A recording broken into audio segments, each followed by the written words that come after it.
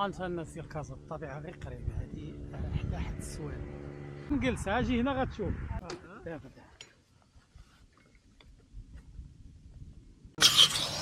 باقي فيها هكا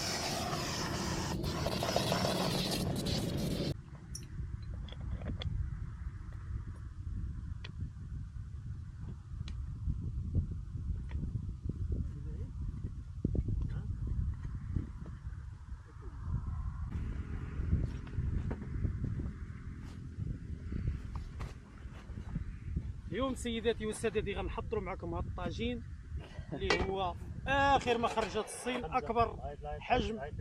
هذا ما مصنوعش هنا في المغرب.